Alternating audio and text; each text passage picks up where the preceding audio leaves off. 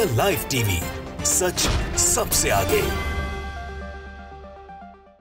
नमस्कार, the live TV आप देख रहे हैं। आपके साथ मैं हूं आदित्य कुमार। अमेरिका की टेंशन अब और बढ़ने वाली है क्योंकि अमेरिका के सामने अब एक और बड़ी चुनौती सामने आ रही है। दरअसल अभी तक कहा जा रहा था कि अमेरिका सिर्फ हुती के टेंशन से ही परेशान है, लेकिन अब जिस तरीके से रूस और ईरान के बीच डील हुई है, उस डील ने भी अमेरिका की टेंशन बढ़ा दी है।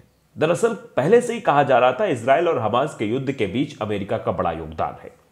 दरअसल अमेरिका क्योंकि फंडिंग कर रहा था, अमेरिका ही हथियार दे रहा था, अमेरिका ही सैन्य मदद कर रहा था इजराइल को, इसलिए इजराइल लगातार हमला कर रहा था गाजा पट्टी पर। तो अब ये सारी चीजें निकलकर सामने आ गई कि इन सब के पीछे अमेरिका का ही हाथ था। अब अमेरिका की मुसीबत दिन ब दिन बढ़ती जा रही है।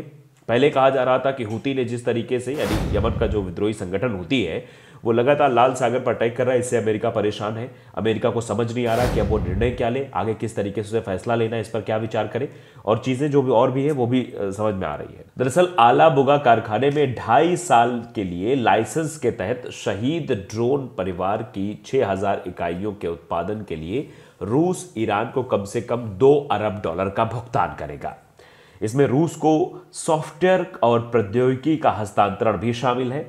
लीक हुए दस्तावेजों के मुताबिक यह भुगतान सोने में किया जाएगा, मतलब गोल्ड में किया जाएगा। सीधे तौर पर देखिए कि रसिया विल पे ईरान एटलीस्ट $2 billion for production of 6000 unit Shahed drone family under license for 2.5 यानी 2.5 years at the Alabuga factory.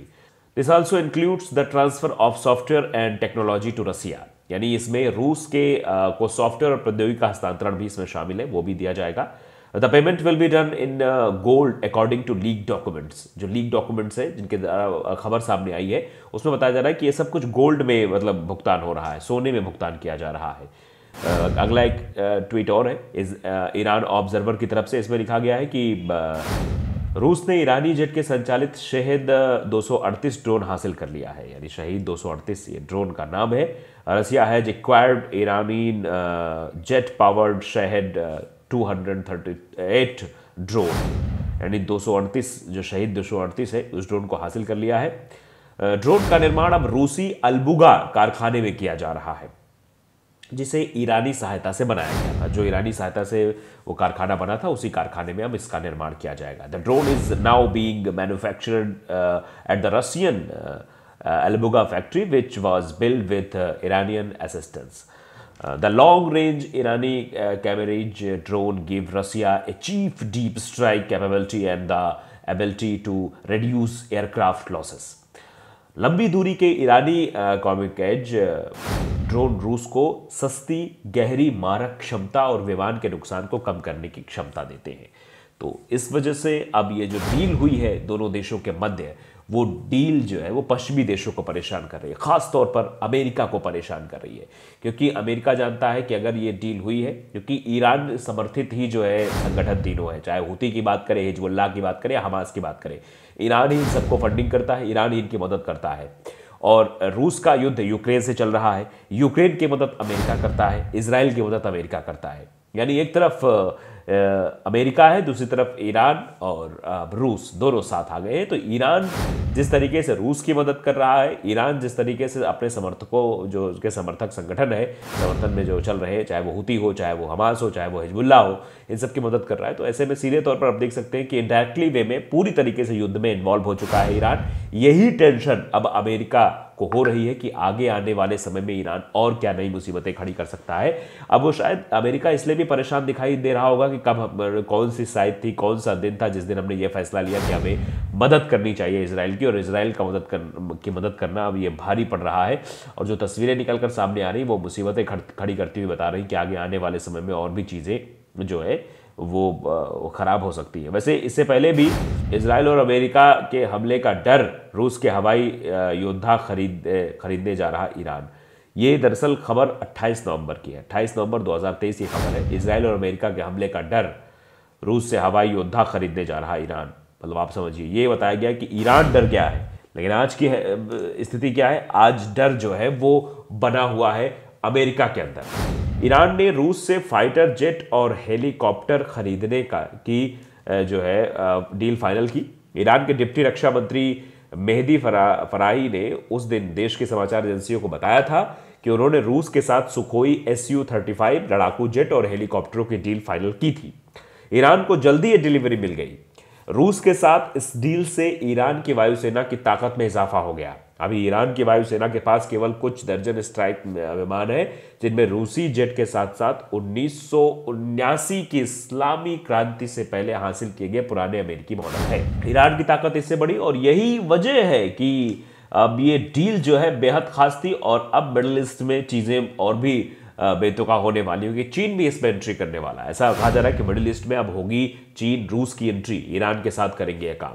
यानी डील तो फाइनल हो ही रही है, लेकिन ईरान के साथ मिलकर एक बहुत बड़ा काम भी होने वाला है मिडिल ईस्ट में, और ये चीन भी इसमें एंटर कर रहा है, रूस भी एंटर कर रहा है। ईरान का चीन और रूस के साथ यह चौथा संयुक्त युद्धाभ्यास होगा। इससे पहले पिछले साल भी ईरान ने चीन और शक्तिशाली रूस के साथ युद्धाभ्यास किया था।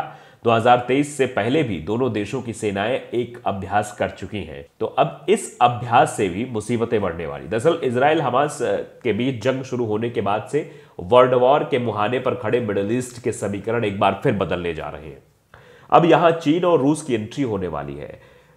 ये वो दोनों ताकतवर देश ईरान के साथ संयुक्त नौसैनिक युद्धाभ्यास करने जा रहे हैं। ईरानी नौसेना के commander real admiral Shahram Irani ने इसकी पुष्टि की है।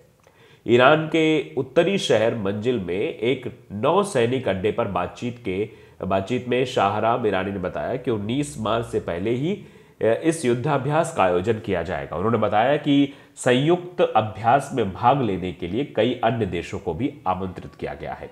ईरान के रियर एडमिरल शाहराम के मुताबिक युद्धाभ्यास क्षेत्रीय सुरक्षा सुनिश्चित करने और सामान्य हितों को पूरा करने के उद्देश्य से आयोजित किया जाएगा।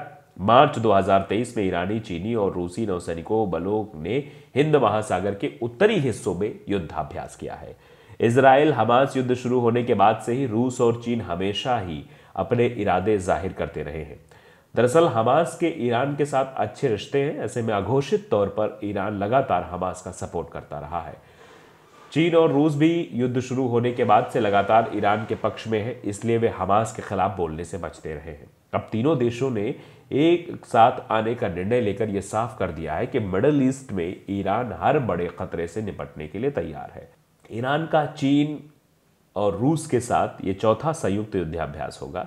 इससे पहले पिछले साल भी ईरान ने चीन और शक्तिशाली रूस के साथ युद्धाभ्यास किया था। 2023 से पहले भी दोनों देशों की सेनाएं एक साथ अभ्यास कर चुकी हैं। माना जा रहा है कि ईरान इस युद्धाभ्यास के बहाने दुनिया के अन्य देशों को यह संदेश देना चाहता है कि वो कमजोर नहीं, और इससे जो है मुसीबतें भी खड़ी होती हुई निकल कर सामने आ रही हैं। तो अब अमेरिका परेशान है। अमेरिका आखिरकार क्या करे, क्योंकि अमेरिका के सामने जटिल समस्या है कि रूस, चीन, ईरान अगर एक साथ मिल जाते हैं तो ये बड़ी मुसीबत अमेरिका के लिए हो सकती है। लाइव टीवी को अगर आपने सब्सक्राइब नहीं किया है जरूर करिए, बेल आइकन दबाइए ताकि सच खबर आप तक पहुंचती रहे। नमस्कार।